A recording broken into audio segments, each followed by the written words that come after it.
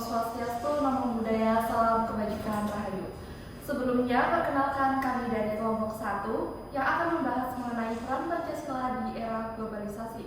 Namun, sebelum kita memulai, izinkan kami untuk memperkenalkan diri terlebih dahulu. Perkenalkan, nama saya Uni Isnaini dengan NIM E00251110. Perkenalkan, saya Fadiza Caska dengan NIM E0025111. Saya Yeremia Rahadian dengan NIM E00251115. Dan saya Zahra Briliantika dengan NIM E0025119. Saya Bayhaqi Hakim dengan NIM E002541. Untuk mendahuluan, kita akan membahas mengenai latar belakang. Globalisasi membuat aspek ekonomi, politik, sosial, budaya, dan teknologi semakin terhubung. Meski membawa kemajuan, globalisasi juga menimbulkan tantangan seperti lunturnya nilai budaya dan masuknya paham asing yang tidak sesuai dengan kepribadian nasional. Pancasila berperan penting sebagai dasar negara dan sebagai filter pengaruh globalisasi agar jati diri bangsa tetap terjaga. Nilai-nilai Pancasila memperkuat karakter, persatuan, dan moral bangsa sehingga Indonesia mampu beradaptasi dengan perkembangan zaman tanpa kehilangan identitasnya. Disinilah pendidikan Pancasila memegang peran yang sangat penting. Pendidikan Pancasila bukan hanya mengajarkan teori, tetapi membentuk cara berpikir, bersikap, dan bertindak sesuai nilai-nilai Pancasila di tengah perubahan dunia. Melalui video ini, kita akan bahas bersama mengenai pengertian globalisasi, pengaruh globalisasi terhadap masyarakat berideologi Pancasila, peran Pancasila dalam menghadapi tantangan globalisasi, dan juga upaya mengimplementasikan nilai-nilai Pancasila dalam kehidupan modern. Mari kita simak pembahasan berikut secara seksama agar kita tidak hanya memahami Pancasila sebagai hafalan, namun mampu menerapkannya dalam kehidupan nyata.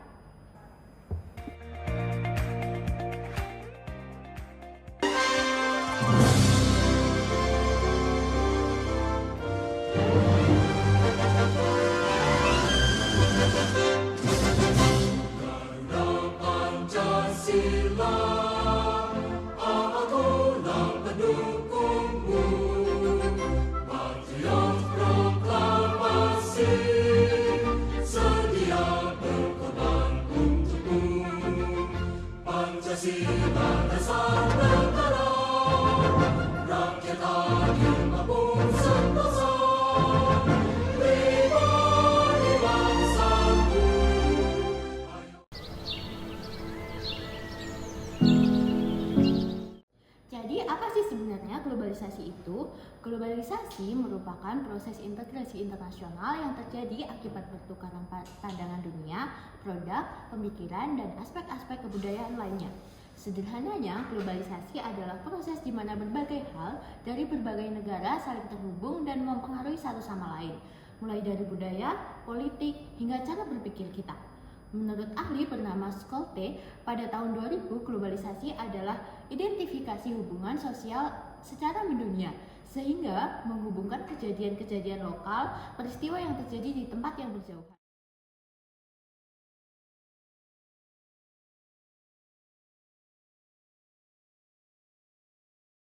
Artinya apa? Artinya apa yang terjadi di satu tempat bisa dengan cepat mempengaruhi tempat lain yang jaraknya sangat jauh.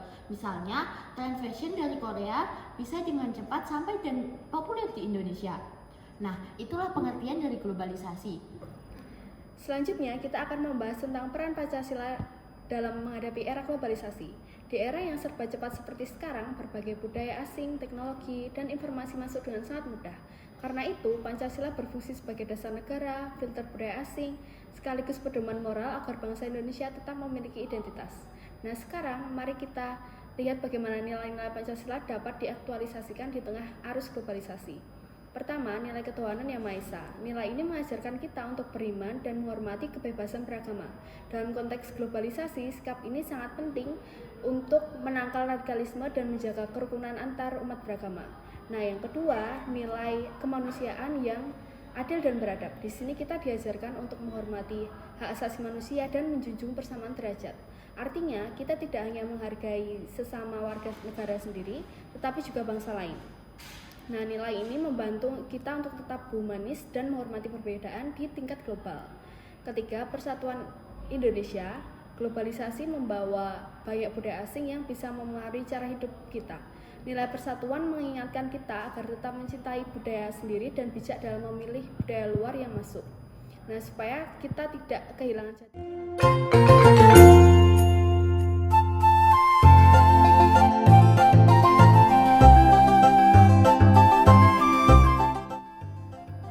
Keempat, kerakyatan yang dipimpin oleh hikmat kebijaksanaan dalam permusyawaratan perwakilan.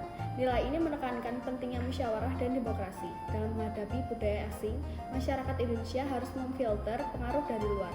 Jika budaya tersebut tidak sesuai dengan nilai Indonesia, maka tidak boleh langsung diterima begitu saja. Kelima, keadilan sosial bagi seluruh rakyat Indonesia. Nilai ini mengajarkan kita untuk menolak pengaruh global yang merugikan masyarakat. Jika ada fenomena atau budaya asing yang bertentangan dengan keadilan bagi rakyat, maka budaya tersebut tidak boleh diberlakukan di Indonesia. Jadi, dapat disimpulkan bahwa Pancasila berperan besar sebagai pedoman bangsa dalam menghadapi globalisasi. Dengan menerapkan nilai-nilai Pancasila, kita bisa menjadi bangsa yang modern dan terbuka, namun tetap berkarakter dan berpegang pada identitas nasional.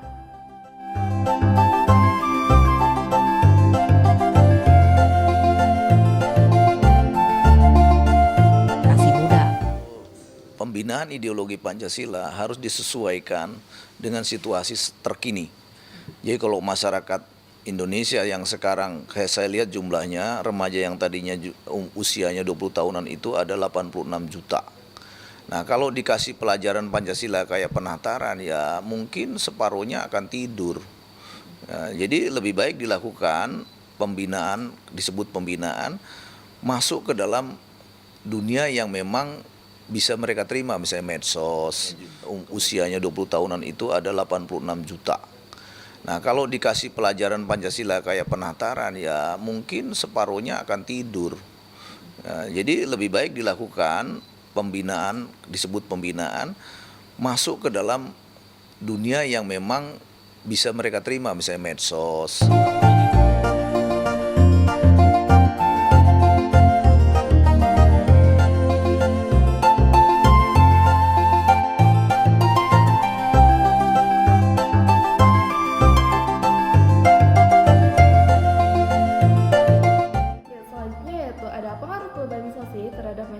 Berideologi Pancasila. Nah, di sini kami mengelompokkannya ke dalam pengaruh positif dan negatif. Yang pertama yaitu pengaruh positif, ada globalisasi memperluas akses informasi, teknologi, dan kerjasama internasional. Artinya, masyarakat Indonesia lebih mudah mendapatkan informasi dari berbagai belahan dunia melalui internet, media sosial, dan teknologi komunikasi. Hal ini membuat masyarakat lebih cepat memperoleh pengetahuan, dapat menggunakan teknologi modern untuk pekerjaan, terbuka untuk berkolaborasi dengan berbagai negara dengan bidang pendidikan, bisnis, dan pendidikan.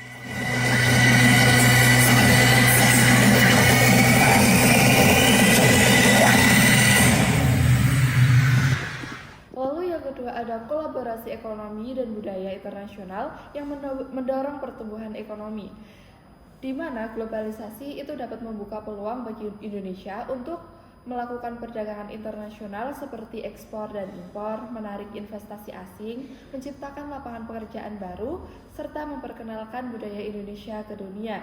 Kerjasama antar negara pada akhirnya dapat meningkatkan perekonomian nasional dan daerah. Yang ketiga, meningkatkan kesejahteraan masyarakat dengan berkembangnya teknologi, investasi, dan peluang kerja. Pendapatan masyarakat itu dapat meningkat, kualitas hidup menjadi lebih baik, dan akses terhadap pendidikan dan kesehatan semakin mudah. Globalisasi membuat kehidupan masyarakat lebih modern dan efisien. Lalu selanjutnya yaitu ada pengaruh negatif dari globalisasi. Yang pertama ada masuknya budaya asing yang menekan individualisme. Sebagian budaya dari negara lain membawa nilai-nilai liberal dan individualis yang tidak sejalan dengan nilai gotong royong dan Pancasila, yang berdampak pada menurunnya rasa kebersamaan, masyarakat menjadi lebih mementingkan diri sendiri, serta melemahnya solidaritas sosial. Lalu yang kedua ada dominasi budaya pop global yang mengancam kelestarian budaya lokal. Budaya populer seperti K-pop, film Hollywood, tren fashion, dan gaya hidup global dapat membuat masyarakat, terutama anak muda, lebih menyukai budaya luar, kurang menghargai budaya tradisional, serta meninggalkan bahasa daerah, kesenian, dan adat lokal. Jika tidak dibarengi dengan pendidikan karakter, budaya lokal bisa semakin terpinggirkan.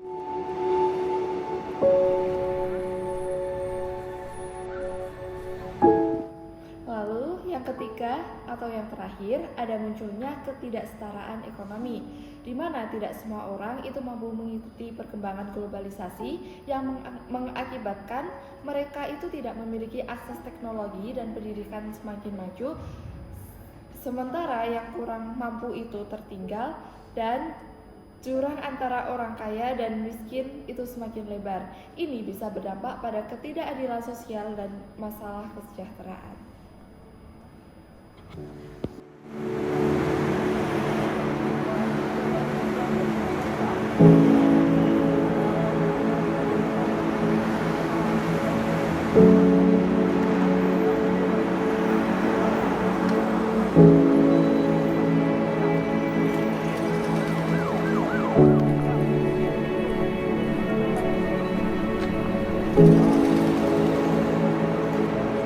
Upaya untuk mengimplementasikan Pancasila di era globalisasi. Pancasila sebagai dasar negara yang menjadi pedoman moral dan budaya bangsa agar tetap kokoh di tengah arus global. Implementasi melibatkan peran individu, masyarakat, dan pemerintah secara berkelanjutan, yang bertujuan menjaga identitas nasional, memperkuat karakter bangsa, serta menyeleksi pengaruh global yang sesuai dengan nilai-nilai Pancasila. Yang pertama yaitu relevansi Pancasila yang menjadi pedoman bangsa sekaligus relevan dalam kerjasama global, antaranya iklim, krisis, kemanusiaan, kesenjangan ekonomi. Kedua, pendidikan dan pembangunan karakter, di mana revitalisasi kurikulum, pembelajaran kontekstual, dan praktik gotong royong dan musyawarah diperankan. Ketiga, peran pemerintah dan masyarakat. Pemerintah sebagai kebijakan berlandaskan keadilan, HAM, pelestarian budaya, dan masyarakat sebagai gerakan cinta produk lokal, dialog antar agama, dan partisipasi sosial. Lalu yang keempat, menghadapi tantangan globalisasi, Pancasila sebagai filter budaya untuk memilah pengaruh global, dan kearifan lokal jadi benteng menjaga identitas bangsa.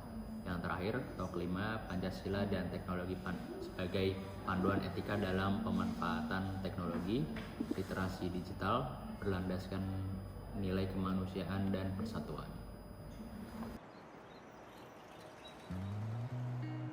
Outside my window,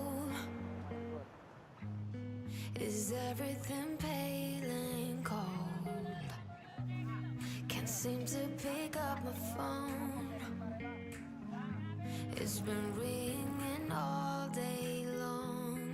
Behind these clouds, I know the sun will be, but today's raining, so be patient. Ya begini, kalau kita lihat substansinya Pancasila itu sebenarnya kan itu nilai-nilai yang hidup secara Indonesia dunia.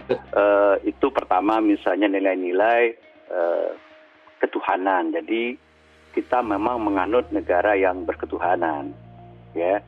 Yang kedua, prinsip-prinsip kemanusiaan yang universal, ya, humanisme yang universal. Ketiga, nasionalisme yang tidak sempit, ya. Itu nasionalisme keindonesiaan kita, ya. Dan itu sudah mengatasi nasionalisme yang bersifat kesukuan, sektarianisme, kedaerahan, ya. Itu namanya etnonasionalisme. Kita nasionalisme Indonesia bersatu. Keempat, nilai-nilai demokrasi. Jadi dalam demokrasi perbedaan pendapat harus dihargai. Kita dalam mencapai kesepakatan itu bermufakat, bermusyawarah, ya, ada prosedur-prosedur supaya kita mencapai sebuah kesepakatan. Kelima, masalah nilai-nilai universal lagi, keadilan sosial yang merata buat semua. Itu kan bukankah sehari-hari itu sudah ada. Cuma yang istimewa dari kita itu kita eksplisitkan, ya, menjadi Pancasila yang kita kenal sekarang itu.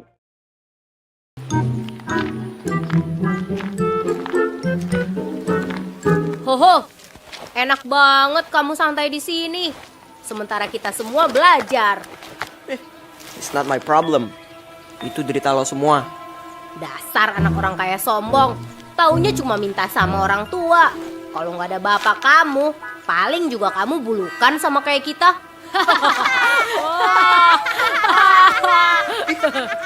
Dasar kalian, anak yang cuma bisa iri kan sama gua. Pengen kan jadi anak tajir kayak gua. Halu lu semua. Ih, hoho, kamu makin sombong aja.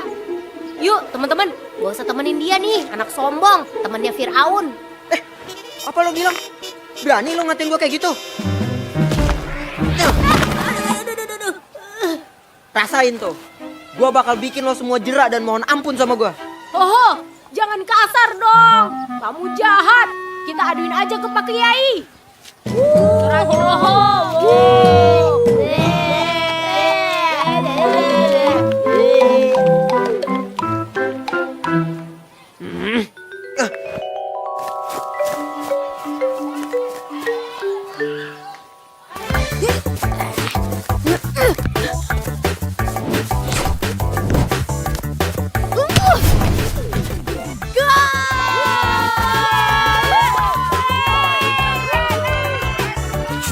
Alah, cuma main begitu doang apa hebatnya? It's not cool, gue juga bisa kali. Hoho, kamu ngiri ya sama Ibra? Gua iri sama dia? Enggak lah. Gua tuh jauh lebih pro daripada dia. Gua tuh pernah main di Amerika tahu. Ya udah, kalau gitu buktiin aja omongan kamu. Coba sekarang lawan Ibra. Jangan taunya main game doang.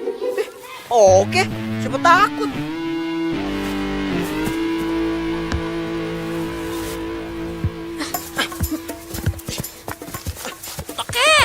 Oke, ayo hoho. Ayo Ibra. Ayo hoho. Ayo hoho. Wait and see, bra. Gua bakal kalahin lo dari babak pertama. Lihat nih, gua kalahin lo sekarang. Ayo hoho. Ya. Ayo Ibra. Ibra hebat.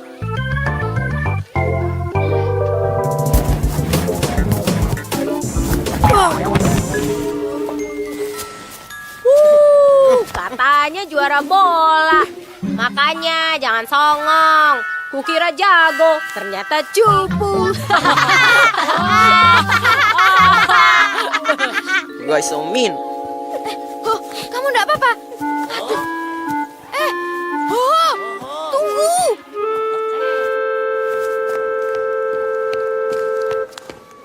Hoho, kamu masih marah ya sama aku? Leave me alone. Lu pasti sama kan kayak anak-anak yang lain. Mau ngetawain gua kan lu? Wah, ada jagoan bola nih. Minta tanda tangan yuk. Temen-temen gak boleh gitu. Jangan suka mengolok-olok orang lain. Gak baik.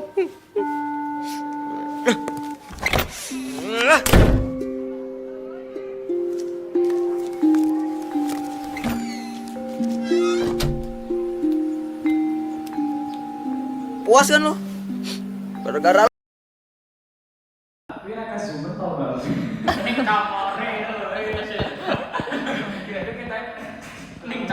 Bukan teori, tetapi membentuk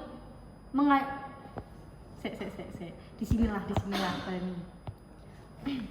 Yo.